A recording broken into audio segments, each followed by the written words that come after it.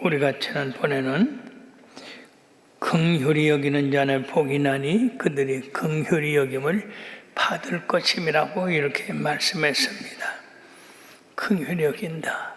우리 기독교인들이 가져야 할 마음이라고 봅니다. 불쌍히 여기고 그 불쌍한 가운데서 건지고자 하는 그런 마음. 그러므로 우리는 이 예수님의 팔복 가운데 지금 이제 6번째로 마음이 청결한 자는 복이 있나니 저가 하나님을 볼 것임이라고 그랬습니다. 여기서 우리는 성경 전체를 통틀어 가장 위대한 말씀 중에 한 대목에 이르게 됩니다. 마음이 청결한 자 복이 있다. 이 말씀은 기독교의 위치와 기독교 가르침의 본질은 물론이니와 이것이 기독교의 관심이며 메시지입니다. 우리가 마음에 청결한 자는 복이 있나니 저희가 하나님을 볼 것임이라고 하는 말씀을 그 뜻을 알고 오늘 그 내용을 여러분들이 검토해보는 시간이 되기를 바랍니다. 마음이라고 하는 것은 우리 모든 사람이 가지고 있는 그 중심을 말하고 있는데 예수 그리스도의 복음은 마음에 관계가 있습니다. 복음은 온통 마음을 강조하고 있습니다. 주님은 언제나 서기관이나 바리새인들을 반대하시고 책망하신 이유는 그들이 잔과 주발과 겉에만 깨끗하게 하고 속은 무시하고 있습니다. 그들은 겉으로 나무랄 데 없는 사람들이지만은 속에는 탐욕과 방탕과 악독이 가득한 사람들이다. 이게 속과 겉이 다른 사람들이다 하는 것입니다. 그들은 종교의 외형에만 관심을 가지고 있었지 율법의 중한 하나님을 사랑하고 이웃을 사랑하는 그런 데 대해서는 별로 관심이 없습니다. 그들은 종교의 외형에만 관심을 가졌고 율법의 더 중한 데에는 관심이 없습니다. 그들은 외적 그런 품행의 문제만 가지고 있지 마음의 상태에 대해서는 별로 관심이 없습니다. 그러면 마음이라는 이 용어는 무엇을 말하고 있습니까?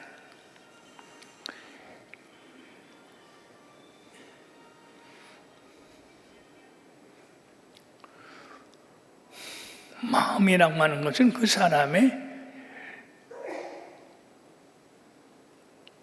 지적인 면, 의지, 감정을 표현하고 있습니다. 마음이 청결한 자가 복이 있다고 하는 말씀은 마음의 중심이 깨끗한 사람이 복이 있다라고 하는 말입니다. 마음이라는 것은 항상 우리의 삶의 근원이 되고 있습니다. 주님은 마음에서 나오는 것은 악한 생각과 살인과 간음과 음란과 도둑질과 거짓 증거와 회방이니 이런 것을 더럽게 하는 것이요 씻지 않은 손으로 먹는 것은 사람을 더럽게 하지 못한다고 이렇게 말씀했습니다. 인류의 가장 큰 두 가지 문제의 근원을 살펴보면 첫째는 환경 때문에 문제가 된다. 두 번째는 무지 때문이라.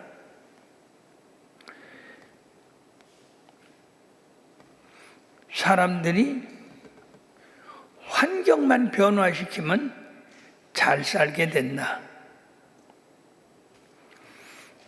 맞는 말이지만은 실질적으로 지금 세상이 얼마나 좋아졌습니까?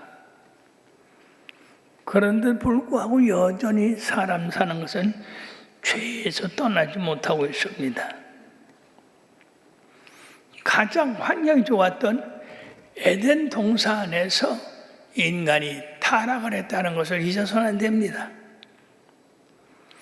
그럼 사람들이 무지해서 그렇다. 교육을 받을 필요가 있다. 부패한 마음이 깨끗하게 될 수도 있다. 근데 사랑하는 여러분들이요, 많이 배웠다고 해서 깨끗합니까? 참으로 경악할 일들이 많이 있어요. 에레미야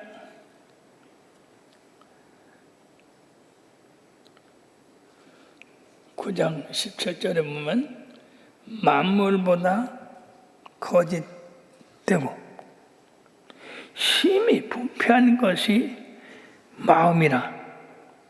누가 능히 이를 알리오마는 나 여호와는 심장을 살피며 피부를 시험하고 각각 그의 행위와 그의 행실을 보응한다고 이렇게 말씀하고 계십니다.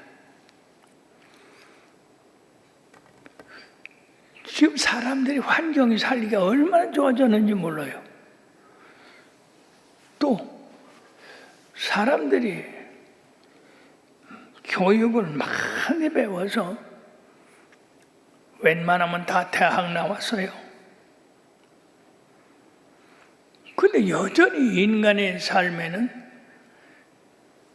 죄가 커지고 있습니다. 문제는 환경에 있는 것도 아니고 못 배워서 무지에 있는 것도 아니고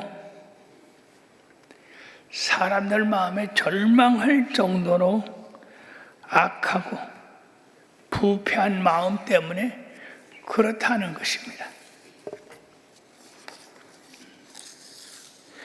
그러므로 마음이 청결하다고 하는 것은 어떤 의미냐? 본래 이 말은 단순한 말입니다. 즉 우리가 빨래를 하고 나면 산뜻하죠. 벌써 더러운 것이 떨어져 나감으로써 산뜻하게 됩니다. 마음도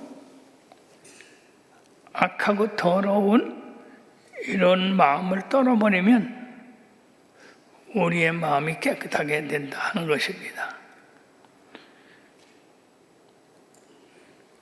또 진실로 신실하다, 성찰하다, 곡식의 알곡이 꽉 찬 것, 군대가 정예부대인 것,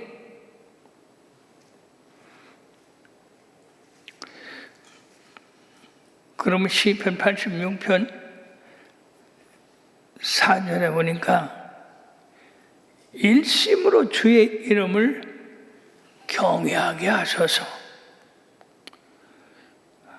마음을 다해서 하나님을 섬기게 해달라고 그렇게 하고 있는데, 욥은 말이에요, 참 하나님이 보시기에 깨끗한 사람이었습니다. 욥기서 1장 8절 보면 여호와께서 사탄에게 이르시되 네가 내 종 욥을 주하여 보았느냐. 그와 같이 순전하고 정결하여 하나님을 경외하며 악에서 떠난 자는 세상에 없느니라. 참, 욥이 얼마나 깨끗하게 살았으면 하나님께서 이렇게 칭찬하시고 그를 높이셨습니까? 그러면 이런 것을 갖다가 우리가 정결하다고 합니다. 또는 정화돼서 순수한, 순전한 황금 자체가 100%인 것처럼 계시록 21장 27절에 보면 무엇이든지 속된 것이나 가증한 일 또는 거짓말하는 자는 결코 거리로 들어갈 수 못하며 그의 어린 양의 생명책에 기록된 자들만이 아버지 나라에 들어갈 수 있다고 하는 것입니다. 하늘나라는 이와 같이 깨끗한 자, 정결한 자만 들어갈 수 있으니 우리들이 세상에 살면서 모든 삶에 조심을 해야 되겠습니다. 또 계시록 22장 14절 15절에는 자기 두루마리를 빠는 자들은 복이 있나니 이는 그들이 생명나무에 나아가며 문들로 통하여 성에 들어갈 권세를 받으려 함이로다. 개들과 점성가들과 음해하는 자들과 살인자들과 우상숭배자들과 및 거짓말을 좋아하며 지어내는 자는 다 성 밖에 있으리라고 이렇게 말씀하고 있습니다. 그러므로 마음이 정결한 자는 하나님을 볼 것이며 하나님은 정결하시기 때문에 정결한 자가 보지 정결하지 못한 자는 못 본다는 겁니다. 누가 그럼 하나님 보느냐? 하나님은 영적인 사람이고 우리는 땅에 사는 육적인 사람입니다. 하나님이 자신을 보여줄 때 볼 수 있는데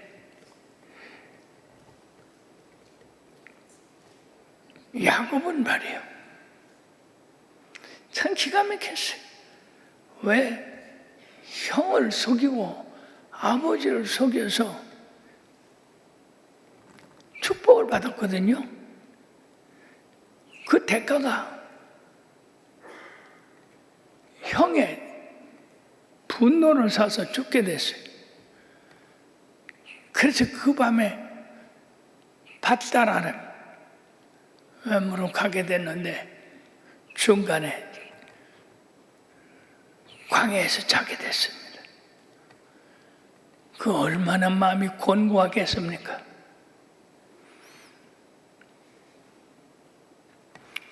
근데 세상에 사다리가 땅에서부터 하늘까지 쫙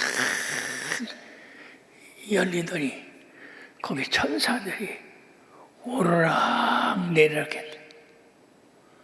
근데 그 보좌 가운데 보니까 하나님께서 계셔서 야곱아 나는 너의 종 아브라함의 하나님 이삭의 하나님 바로 너의 하나님이다.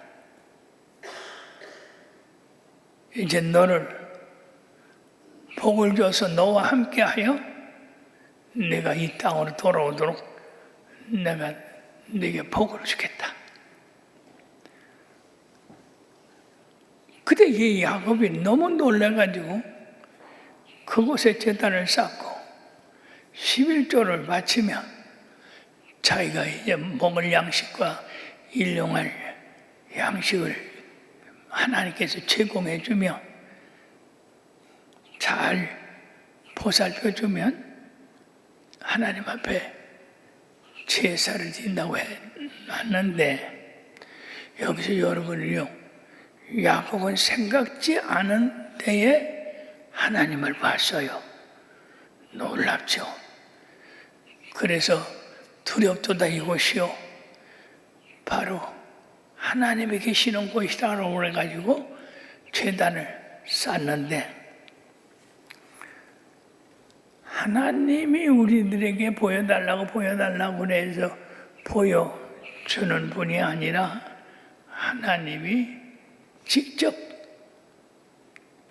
이렇게 볼 수 있게끔 나타나는 경우가 있다는 얘기죠. 예를 들자면은 아브라함에게 하나님이 나타나셔서 너는 본토 친척 아비 집을 떠나 내가 지시할 땅으로 가라. 내가 너로 큰 민족을 이루게 하겠고 복의 근원을 삼겠다. 그랬습니다. 아브라함이 하나님 보여달라고 하지 않았습니다. 그러나 하나님이 직접 나타나셔서 아브라함을 선택해 주셨어요. 하나님의 선택을 받은 사람은 그 말씀대로 따라 살면 되는 겁니다. 아브라함이 본토 친척 아비 집을 떠나 하나님이 지시한 그 가나안 땅으로 가서 살게 됐을 때 그는 그대로 창대한 사람이고, 그리고 믿음의 사람이 될 수가 있었던 겁니다. 성경에 보면은요, 하나님 보여주세요, 보여주세요. 그렇게 해서 본 사람도 있지만은 하나님을 뵈면은요, 인간의 삶이 완전히 달라져요. 제가 늘 얘기하는 얘기입니다만은 여자 까치네를 뭐라고 그래요? 운동리?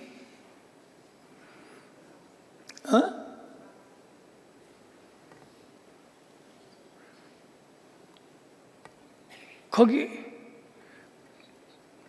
가난한 과부한 사람이 예수를 믿었다. 부흥회가 열렸어요.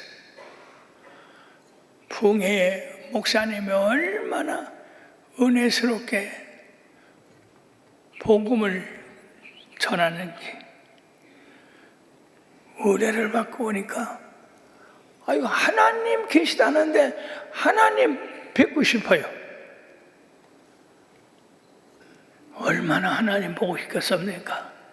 남편 잃어버리고 혼자 애들하고 밭농사에서 살아가는 그 형편에. 그래서 말이에요, 3일째 되는 날 목사님을 붙들고 목사님 하나님 보여주세요.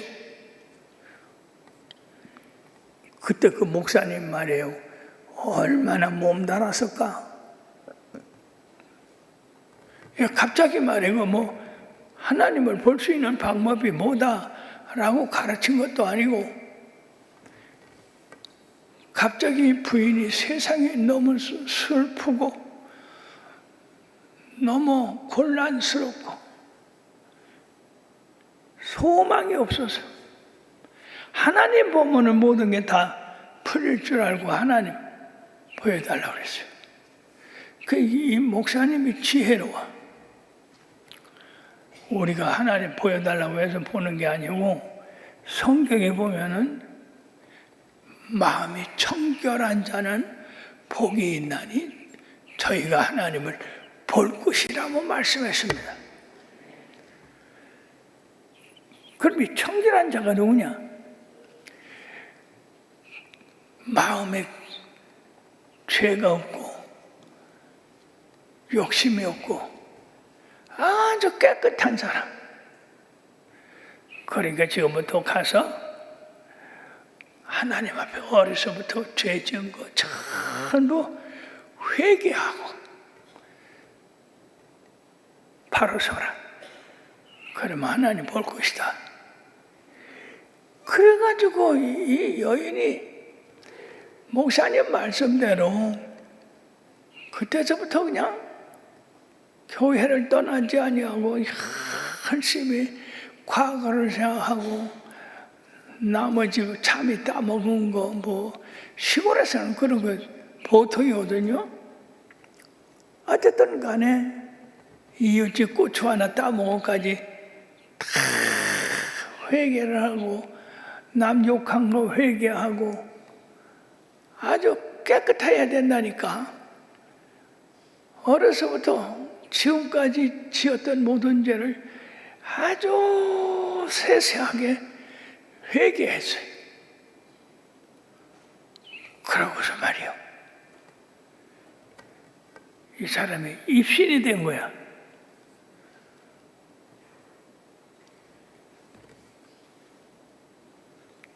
몸이 뻣뻣하게 되고. 그래서 사람들이 죽었다고 그랬는데 숨을 쉬거든요. 그게 죽은 게 아니야. 3일 만에 깨어났어. 3일 만에 깨어났는데 얼굴이 환한 것이 세상에 맨날 울상만 하고 다니는 여인이 기뻐가지고 춤을 추고 아주 사람이 완전히 변했어. 그리고 하나님 봤대요. 사람들이 그럴 리가 있나? 근데 진짜 이 여인이 아주 있는 거 다 잘못한 거 회개하고 그러니까 하나님께서 하늘나라를 보여주신 거야. 그래 얼마나 놀라웠겠어. 그래서 이 양반이 말이요, 그때서부터 밭에 가면은요 홈이 들고 춤을 추다가 밭매면서도 호미로다가 밭매면서 춤을 추고 밭을 메고 이 여인이 완전히 변화돼서 기쁨의 그런 삶을 살게 됐습니다. 사람들은 이해를 못해요. 저 여자가 미쳤다는 겨. 갑자기 예수 믿더니 미쳤다고 그러는데 실제는 이 여인이 미친 게 아니라 하나님을 본 거예요. 하나님 나라를 봤어. 그래 이 땅에 있는 것이 얼마나 소홀해 보이겠습니까? 그때까지는 세상이 슬프고 어렵다고 하지만은 하늘나라 보고 나서는요 절대로 슬퍼하지 않아요. 기쁨이 충만해요. 그래서 사람들에게 천국이 있다고 전도하고 삶이 변화됐어요. 사랑하는 여러분, 하나님 볼 수 있습니다. 마음이 청결할 때 우리가 하나님을 볼 수 있어요. 성경상에서 요셉은 얼마나 깨끗합니까? 그가 형들에게 붙잡혀서 애굽으로 팔려갔을 때 요셉이가 아주 아름답거든요. 그렇게 보디발의 아내가 성적으로 유혹을 했다. 그러니까 이 요셉이 뭐라고 했냐?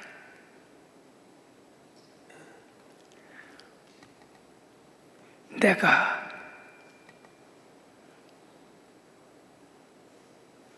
하나님 앞에 나가 하나님을 뵐 수 있을 텐데 내가 어떻게 하나님 앞에서 이런 죄를 질 수가 있겠는가? 나는 하나님 앞에서 이 큰 죄를 질 수가 없다. 그러므로 보디발의 아내의 그 유혹을 물리쳤습니다. 참 엄청난 일입니다. 정말 훌륭한 요셉이에요. 그 일로 인해서 그는 애굽의 장래에 꿈을 꿀 수가 있었습니다. 7년간 풍년이 들고 7년간 기근이 든다는 것. 그 꿈을 해석할 수 있었기 때문에 그는 곧바로 애굽의 총리가 될 수 있는 그런 영광을 얻게 되었는데, 만약에 요셉 청년들 마냥 그래 좋고 좋다 그렇게 행동했더라면 하나님께서 그에게 앞의 일, 장래일을 보여줄 수 있었을까요? 그의 마음이 청결하니까 하나님이 애굽에 7년 풍년 들고 7년 흉년 든다는 것을 보여줘서 그가 총리가 되게 했고 지혜를 얻어서 그 기근을 잘 이겨나갈 수가 있었습니다. 내가 어찌 이 큰 악을 행하여 하나님 앞에 죄를 짓겠느냐. 와, 정말로 훌륭한 요셉입니다. 그런가 하면 또 다니엘 같은, 다니엘은요 3번 나라에서 그런 국무총리를 한 사람이에요. 한 번 총리 노릇하기도 어려운데 나라가 3번이나 바뀌는 가운데도 그 중에서 가장 훌륭한 총리가 되었다 하는 겁니다. 그럼 어떻게 해서 다니엘이 이렇게 다른 사람보다 뛰어난 사람이 될 수 있었는가? 우리가 잘 알다시피 왕의 조서가 내려서 누구든지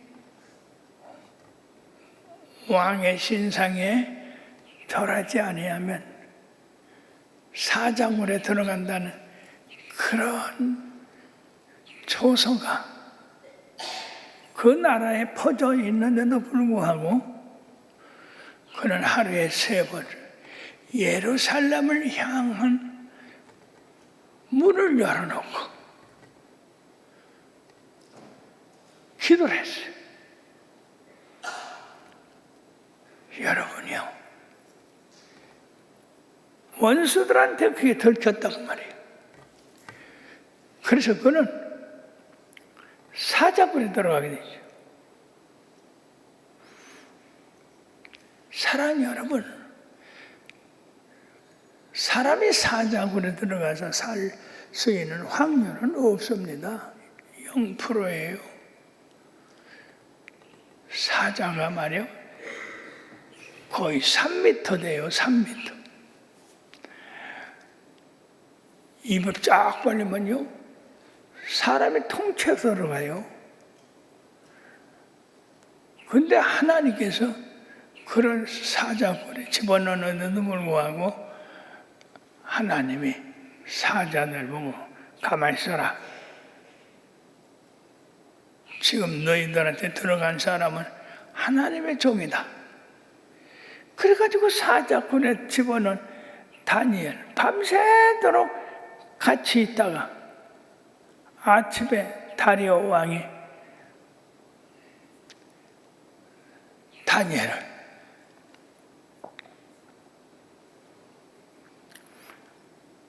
너희 하나님이 그 사자들의 입에서 너를 구원했더냐?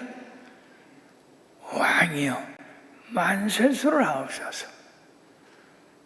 하나님이 나의 정결함을 아시고 사자들의 입을 막으셨나이다.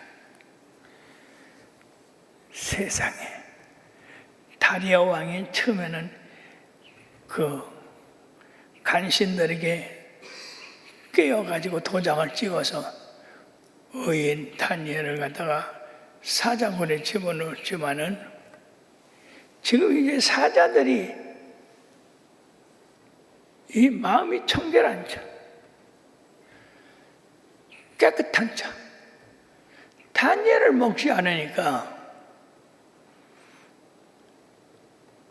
그 다니엘을 모함했던 새 장관들을 갖다가 애들까지 갖다 집어넣었더니 그들이 땅에 떨어지기도 전에 삼켰다고 그랬어요. 참 얼마나 놀라운 일입니까? 사랑이 여러분요, 마음이 청결한 자는 복이 나니 저희가 하나님을 볼 것이며 깨끗해야 됩니다.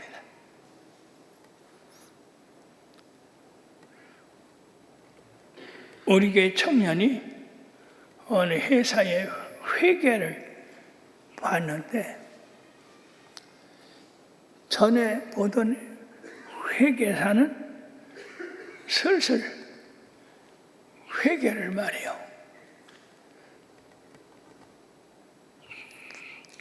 자기에게 이익을 보도록 그렇게 했는데 이번 우리 교회에 추천받아서 간 이 청년은 얼마나 깨끗하게 했는지 아주 그 회사원들이 다 칭찬했대요. 사랑하는 여러분, 돈뿐이 아니라 모든 하는 일은 이와 같이 깨끗해야 됩니다. 청결해야 돼요. 그러면 하나님이 그들을 올립니다. 높입니다.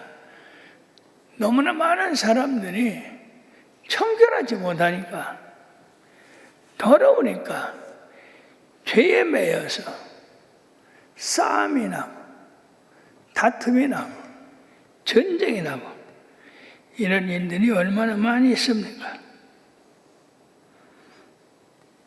사랑하는 여러분, 마음이 깨끗하고 하는 것은 죄가 없고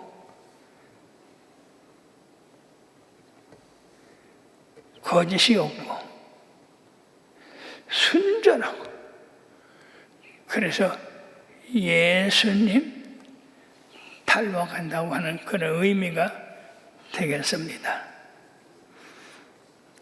이런 사람들은 자기 명예보다도 예수님의 영광을 더 깊이 생각합니다.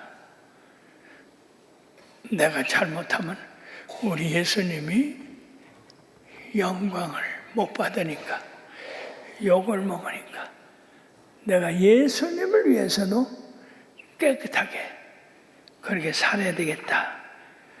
그런 마음을 가지고 살면 언제든 그 사람은 하나님을 만나게 돼서 칭찬을 받게 되고, 그리고 언제든지 하나님의 영광을 드러내게 되는 겁니다.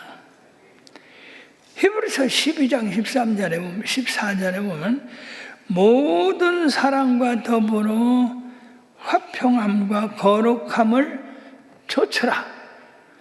이것이 없이는 아무도 주를 보지 못하리라. 모든 사람과 더불어 화평함과 거룩함을 우리들이 행하면 우리 주님 함께 하셔서 여러 가지 형통한 길을 보이시고 우리로 이 세상 살아갈 때에 온전한 바른 길을 보여주셔서 승리하는 그런 역사가 있게 됩니다. 사랑하는 여러분요, 마음이 청결한 자는